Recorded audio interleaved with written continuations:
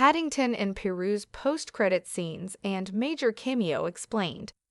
The latest adventures of Paddington, the marmalade-loving bear of London, Paddington in Peru is a lovely conclusion to the trilogy, even as it teases a few extra beats with its post-credit scenes.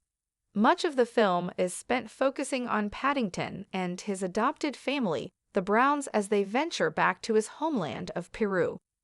After discovering his origins at El Dorado's orange grove, where a young Paddington first met Aunt Lucy after tumbling into a river while reaching for fruit, Paddington in Peru's main characters returns to London ahead of some excited visitors.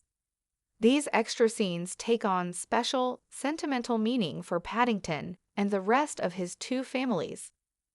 Building off the sweet nature of Paddington in Peru's ending, the post-credit scene highlights the themes at the heart of the film and the series as a whole.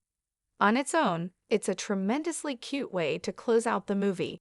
However, audiences should linger a little longer, as there's more to the credits than one might expect. Paddington in Peru has 2 credit scenes. Viewers will want to stay through and after the credits roll in Paddington in Peru, as the film includes 2 delightful extra scenes to wrap up its adventure and tease what may come next. The first appears midway through the credits, while the second comes after they have finished completely. Both moments add their own touch to the film's ending, making them well worth the extra wait. Eagle-eyed viewers might also spot an early tease of what's to come in the credits themselves, thanks to a credited actor thought to be left in Paddington 2. The last scene of the film consists of Paddington's newfound bear relatives finally coming to visit him in Britain.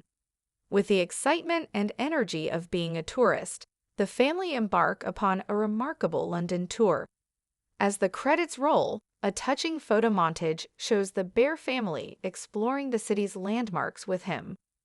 Paddington even uses this as an opportunity to give the bears new names, also after different London tube stops.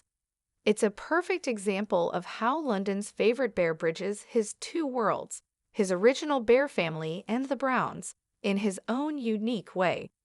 Hugh Grant's Phoenix Buchanan plans his grand comeback. The mid-credits scene shows Hugh Grant's return to his role of Phoenix Buchanan, who is still in prison following Paddington 2's ending. Paddington and his bear family stop by his prison for a visit.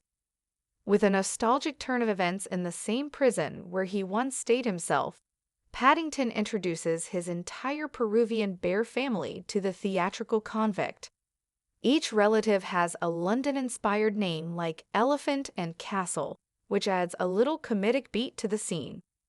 While pleased with the introductions, Phoenix, ever the showman, sees an opportunity. With his release date approaching, Phoenix seems ready to return to the stage, with Paddington and his family accompanying him. The very final scene extends this meeting with one last flourish, as Phoenix declares, "What fun!" followed by an amused, "What a lot of fur," and Grant's one last laugh. While brief, this closing moment proves a perfect send-off and plants the potential seeds for Paddington 4 in the final moments of Paddington in Peru. How Paddington in Peru's post-credit scene sets up Paddington 4. The return of Phoenix Buchanan in Paddington in Peru's post-credit scene appears to be a direct way of setting up Paddington 4. That is typically why post-credit scenes are used in franchises anyway.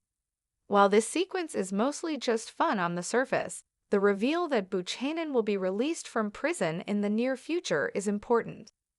This could be Paddington in Peru's way of setting up that Hugh Grant will return as the main villain of Paddington 4 once his character is a free man once again. Paddington in Peru is the second Paddington movie to include a post-credits scene of some kind.